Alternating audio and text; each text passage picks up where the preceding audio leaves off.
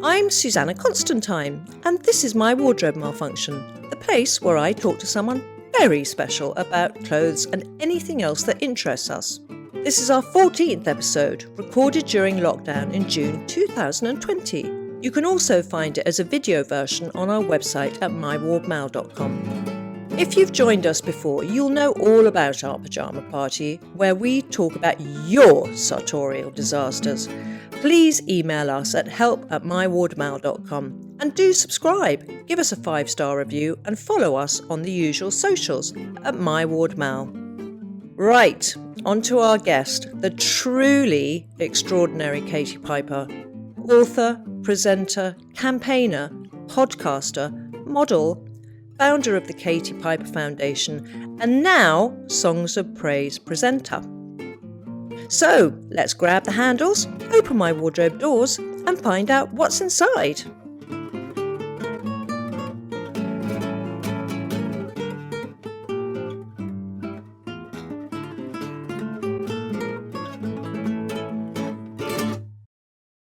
Piping hot!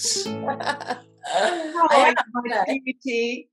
It's good to see you. I must say, I watch this all the time on your Instagram, so I'm quite excited to be part of it. Oh, darling, well, you're just, I've had you on my list, and you're so busy and difficult to pin down.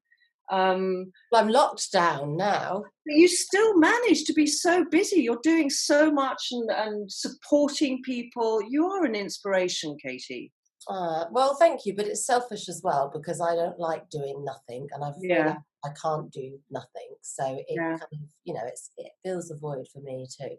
And just so people who don't know you or our connection maybe in Australia or America, you and I met and basically fell in love with each other on Strictly. We made so many good friends on Strictly Come Dancing, didn't we?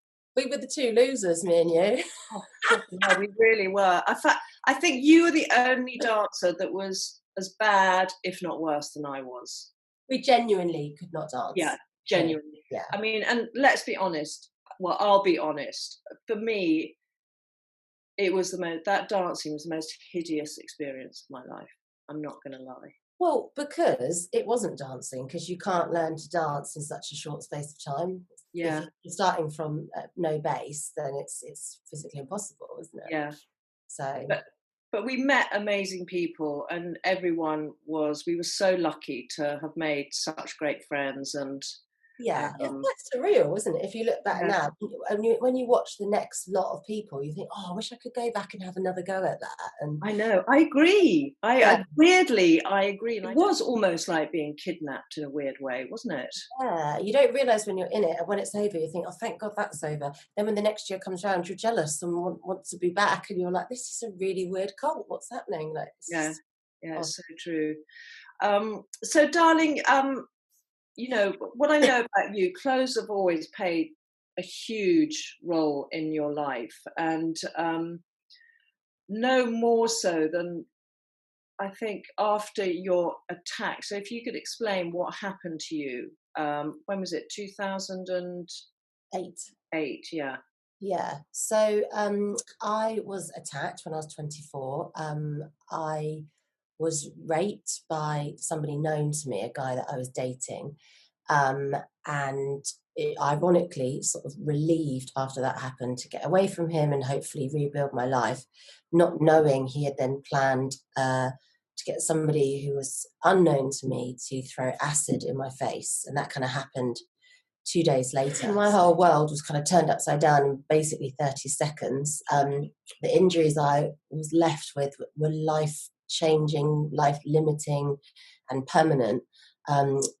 Full thickness burns to my face, my chest, my hands, sight lost in both eyes, but I got 75% of my sight back in my right eye, but none in my left.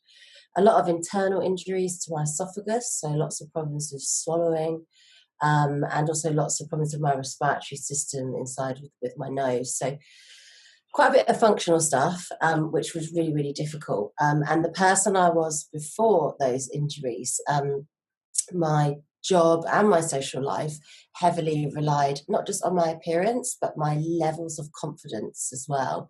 So the way I presented myself was really important to me. And I was young. I wasn't in an established, successful career. You know, I wanted to be famous. I wanted to be a model. I wanted to be on telly, and I was very much aspiring. But I love it when I read my story in the tabloid. They call me a former model or a former presenter.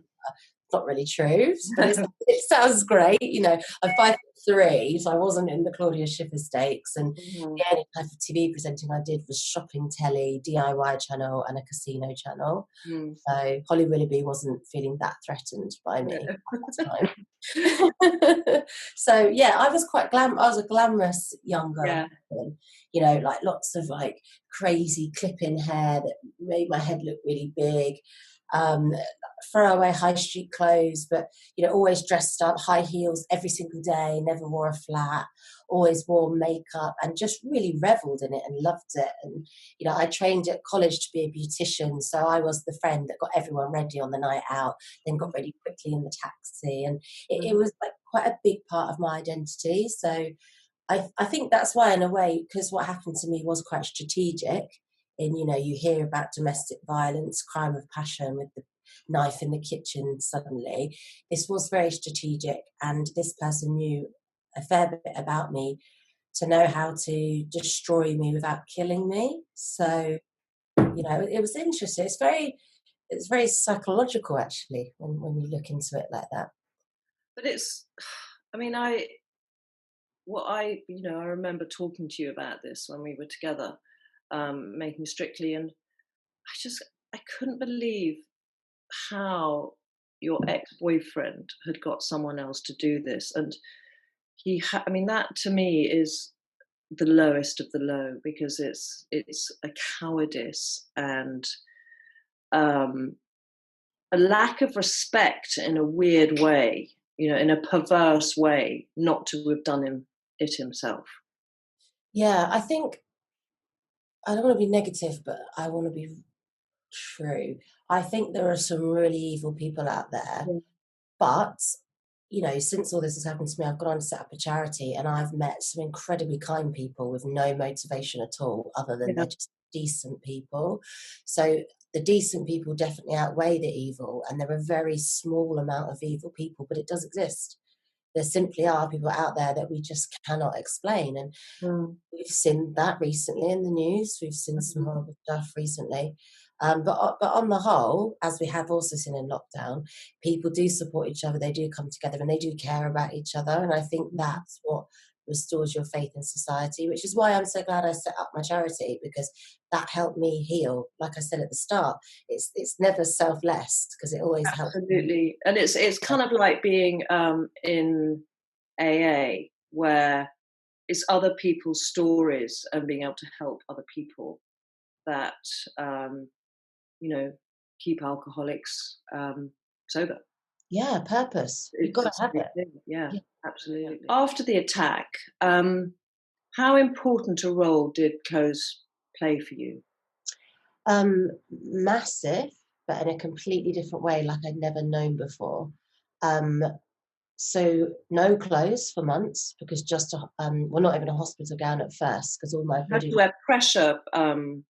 Yeah, well, in the very beginning, because I had to have all my face removed, they had to remove all the skin off my back and buttocks, so my whole body was mummified in bandages. So I was just straight up naked for like 3 months in ICU, then in a hospital gown for a few more months, and then when I left, like you said, the pressure garments.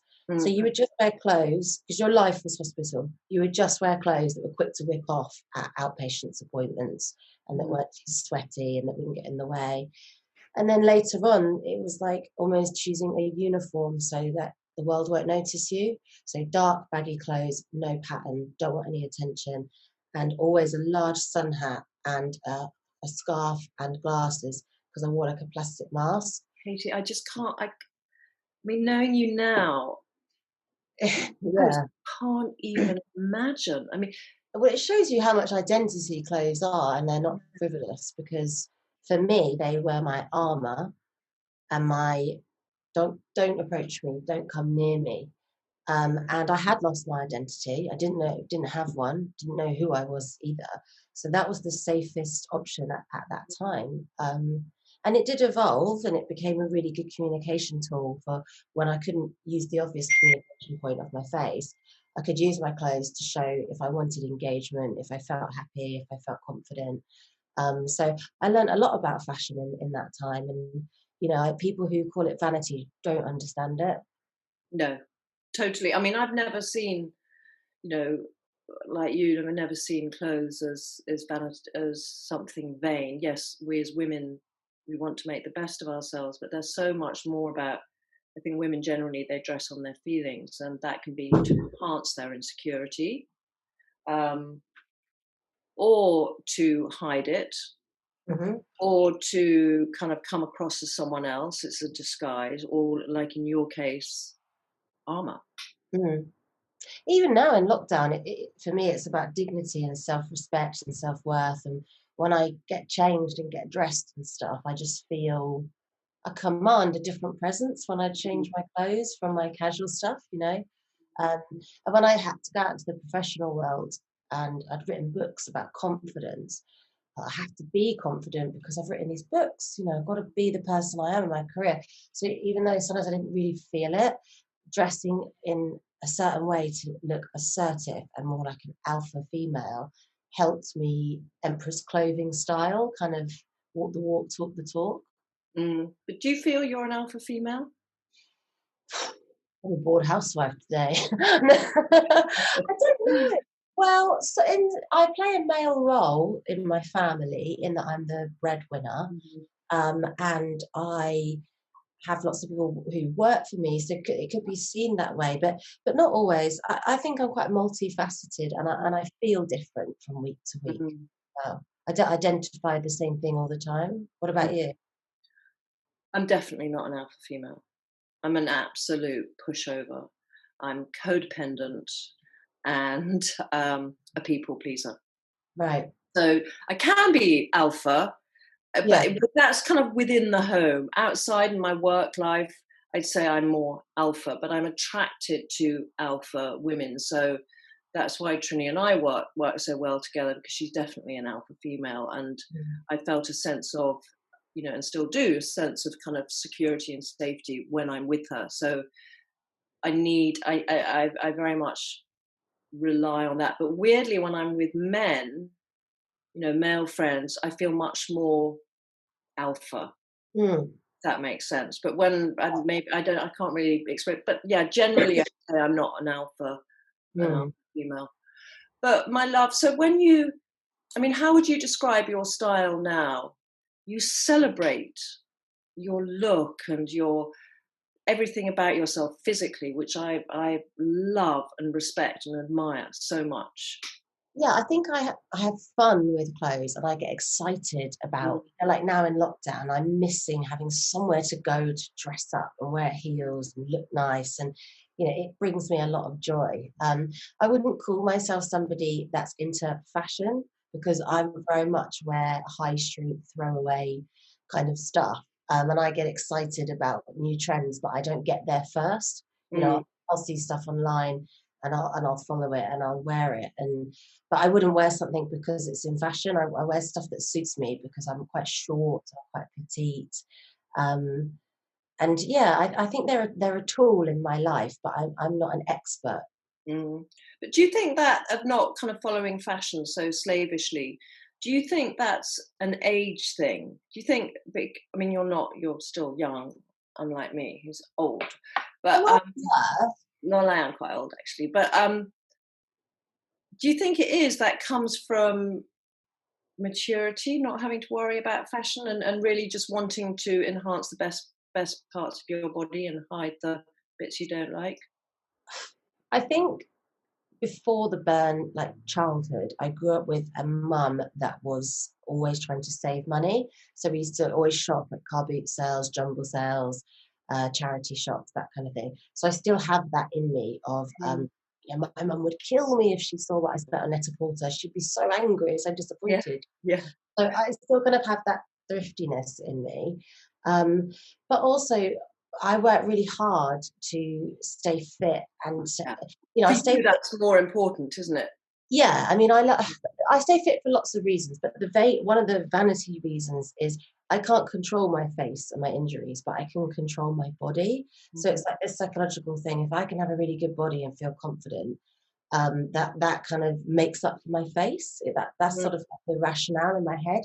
So equally, I like to dress to show my body and be proud. And after what happened, I had this really bad time when I was in quite intensive therapy, where I was obsessed with getting raped again.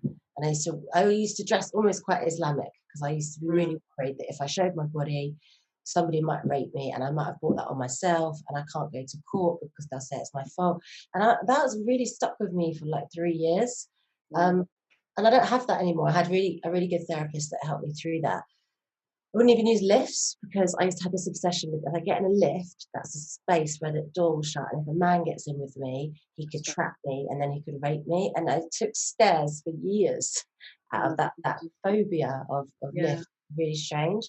But yeah, now I don't have that. So I love dressing in any way I want to show any part of my body that I want. So yeah, I don't really know how I'd sum my style up because I wear so many different hats in my job. Yeah, no, I agree. I think And I think I'm a mum, it has to yeah, be. you don't dress. You dress. I would say you dress to celebrate your physique and the work you put in to staying fit and healthy. Freedom it is as well, Yeah. that freedom of we live in a country where I can, no one's controlling me. And it's a great feeling, and I think there's a part of me as well that when all this happened to me, I was 24. I'm going to be 37 this year. I spent all of my 20s in and out of hospital. And when I wasn't in the hospital, I was at home recovering with bandages and pus and skin grafts.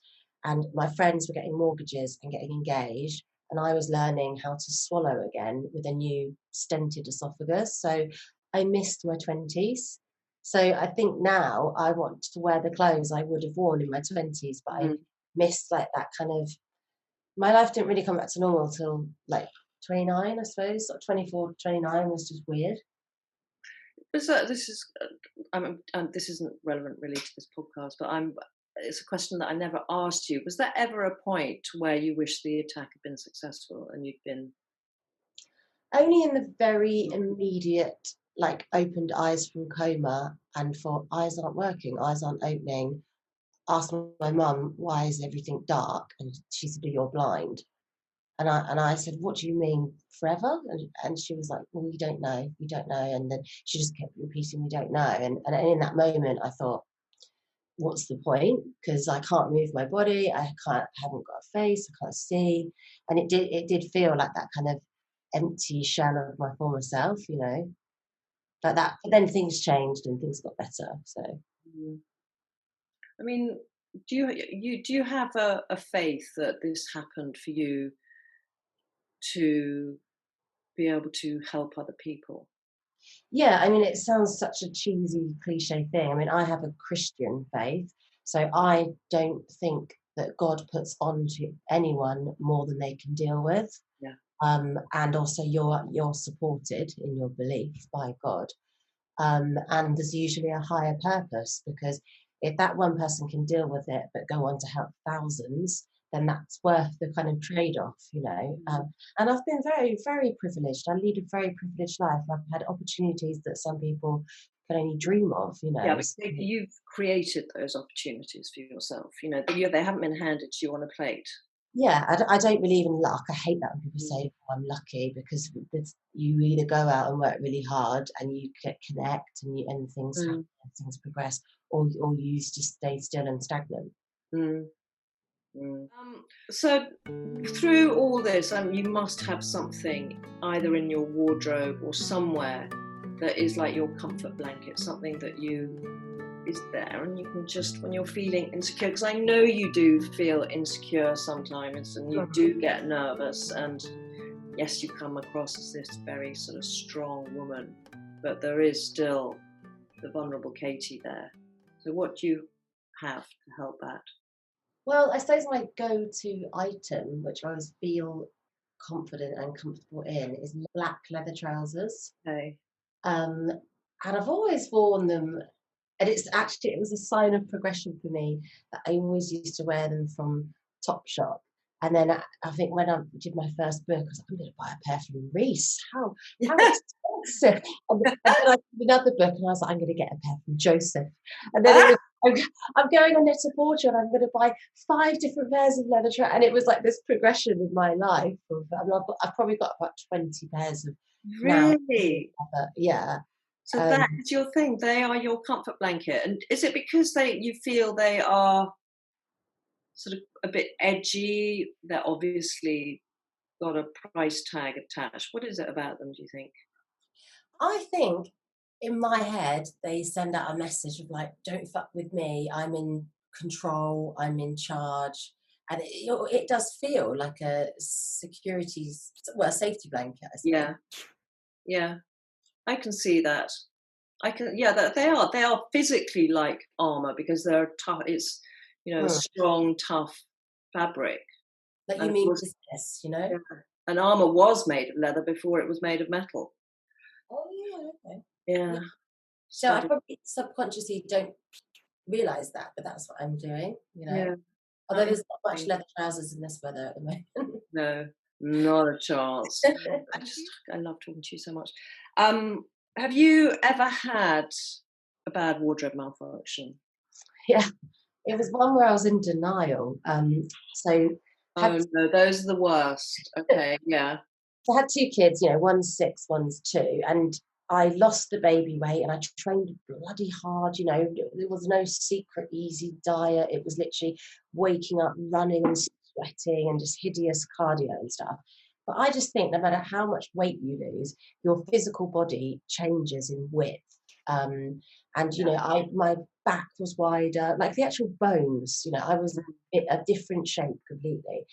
And I had this dress that was my old pre-baby size it was for a red carpet event, and I was determined to wear it. And it was zipped down the back, and it was a good brand. It wasn't even a crappy brand. And as soon as I got in the taxi to go to the event was red carpet at a hotel. As soon as I bent down like that, the whole zip edge split away from the fabric, because I was just too wide, and I was just like, oh my God. And I was alone with a hair updo. So that, oh my God. Anyway, I had to go in. I was in at Addison Lee, and I had to get him to drive me to a different hotel where there's no photographers. I had to go in and ask this lovely woman on reception to come into the loo with me and sew me into this dress with a hotel crappy sewing kit. She sewed me in. I went to the event, didn't wear pictures, stayed for like politely 30 minutes talking to everyone, left, had to stay in a hotel that night because of work, and then couldn't get the bloody thing off because she'd done a really good job. So too good a job. So slept in the whole thing, and then in the morning, the people I was working with turned up at the hotel. I had to ring them and say, can you come into my room and rip me out of this dress? It was on for like practically one night, one day. Yeah. Oh my God. Just got the next size up though. I know. Well, we kind of, I don't know why we do that. We do that. It's like, but you're so right about the whole baby thing, because I had this really beautiful Roland Mouret dress. Actually, it's probably even after, no, I can't actually blame it on children. But I put it on and I weighed the same, but there was about that much space between the zip joining together. And I was like, this must have shrunk, the dry cleaners must have shrunk it, or I could not work it out. And like you, there was no question in my mind that it might have been that I put on weight or my body had changed. It was something else's, fault, not my own. Well, not my fault, but you know what I mean. Do you know they say women go up a shoe size in pregnancy, and then lots of women, they never go down, and then their feet have just changed forever? Yeah, my feet have gone up 2 shoe sizes.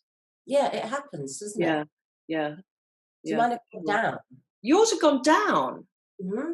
Really? When I was a young 20-something, I was a 5. Then when I came out of the coma, I was a 3. And I was like, oh my God. Maybe because you lose a bit of muscle in a coma as well. And then now I'm a 4. Wow. So yeah, I just thought feet were bones, but maybe not. Yeah. What's your favourite outfit? So let's say your birthday suit, something you'd wear to make you feel joyous. And so what would your birthday suit be?